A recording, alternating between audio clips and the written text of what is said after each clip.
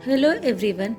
आज मैं मलाई से घी बनाने जा रही हूँ। ये मैंने 15 दिन की मलाई इकट्ठी की है और इससे मैंने घी बनाया है, मावा भी निकाला और पनीर भी बनाया है।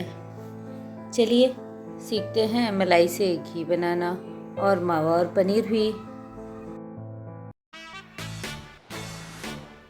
ये स्टील की मथनी है, हम चाहे तो इससे भी मलाई को मथ सकते हैं और ये मेरे पास लकड़ी की मथनी भी है, इससे भी हम मलाई को मथ के मक्खन निकाल सकते हैं। लेकिन आज मैं मिक्सी का इस्तेमाल करूँगी।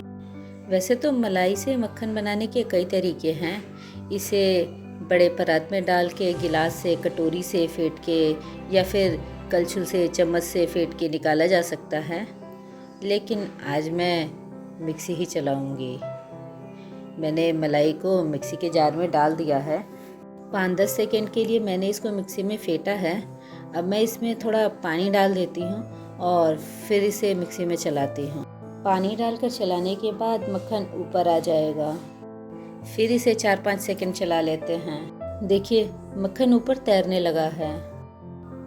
अब हम मक्खन को पानी से अलग कर लेते हैं और अलग करके एक अलग बर्तन में इकट्ठा कर लेते हैं।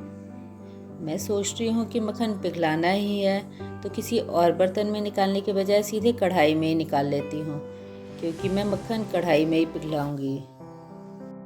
इसी तरह सारी मलाई को मथ कर मक्खन और छाछ को अलग कर लेती हूँ। मक्खन तैयार है, हम इसे मक्खन की तरह भी यूज़ कर सकते हैं।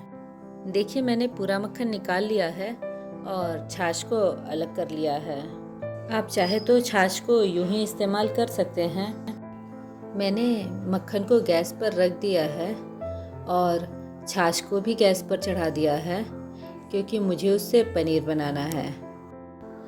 मलाई को मैंने फ्रिज में रखा था, इसलिए मलाई ख़राब नहीं हुई है और छाछ भी फटेगी ही नहीं। इसलिए मुझे उसमें थोड़ा वाइट विनेगर डालना होगा, तब वो फट जाएगी और पनीर अलग हो जाएगा। आप चाहे तो नींबू भी डाल सकते हैं, लेकिन अगर छाछ अपने आप से फट जाता है तो आप समझ जाइए कि छाछ खराब हो गया है, वो खाने के लिए अब सही नहीं है। छाछ को मैंने सिरका डाल के फाड़ लिया है। अब देखिए मैं इसे छान देती हूँ और पनीर को अलग कर लेती हूँ।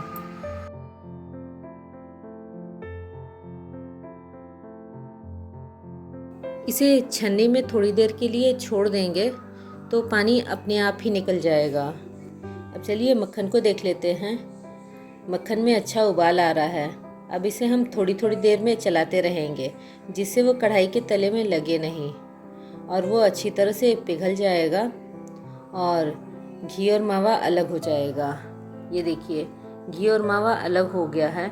अब ये हल्का हल्का सा ब्राउन होने लगा है, इसलिए अब हम गैस को बंद कर देते हैं। देखिए गैस बंद होने के बाद भी मावा ब्राउन हो गया है, क्योंकि घी काफ़ी गर्म था। अब हम घी को छान लेते हैं और छान के घी को अलग कर लेते हैं। मैंने पूरा घी छान लिया है। देखिए कितना सारा घी निकल गया है और इतना पनीर भी निकला है। अब हम इसे अलग अलग तरीके से यूज़ कर सकते हैं। जैसे हम चाहे तो इसके पराठे बना सकते हैं या फिर सब्जी बना सकते हैं। पनीर तैयार है। अब हम चलते हैं मावे की तरफ और देख लेते हैं कि उसे कैसे यूज़ करना है। मैंने मावे में गर्म पानी डाल दिया है, इससे उसमें बचा हुआ घी अलग हो जाएगा और घी पानी के ऊपर तैरने लगेगा। यदि सर्दियों का मौसम है तो हम इसे ढक के यूं ही छोड़ सकते हैं, घी अपने आप जम जाएगा। और अगर ठंडियों का मौसम नहीं है तो हम इसे फ्रिज में 2-3 घंटे के लिए रख दें तो घी ऊपर जम जाएगा और फिर हम इसे निकाल लेंगे। मैंने इसे रात भर के लिए छोड़ा था। अब देखिए ये जम गया है और हम इसे ऊपर ही ऊपर छन्नी से छान कर निकाल लेते हैं। ये छन्नी से बहुत ही आसानी से निकल जाता है। इस घी में थोड़ा सा पानी होता है, यदि हम चाहे तो इस घी को थोड़ा खौला लें तो पानी उड़ जाएगा, लेकिन ना चाहे तो इसे पराठे वगैरह बना सकते हैं। लेकिन हाँ, कढ़ाई में डालते समय ध्यान रखें कि इसमें थोड़ा पानी होता है तो वो छटकेगा, लेकिन पराठे वगैरह आसानी से बन जाते हैं। अब पानी में जो मावा बच गया है हम उसे छानकर अलग कर लेंगे। ये हल्का सा ब्राउन हो गया है, लेकिन ये अभी जला नहीं है। हम इसे मिठाई बना सकते हैं। मैं तो इससे लड्डू बनाऊंगी। इसमें बिल्कुल भी घी नहीं है, इसलिए थोड़ा सा घी कढ़ाई में डालकर इसे भी हल्का सा भून लेंगे और फिर इसमें चीनी बेसन मिला के लड्डू बना सकते हैं। इसी मावे से बने हुए लड्डू का शॉर्ट वीडियो मैंने इसी चैनल पर डाला है, आप देख सकते हैं। 15 दिन की मलाई से इतना घी, मावा, पनीर और पानी से ये एक्स्ट्रा घी भी निकल गया है।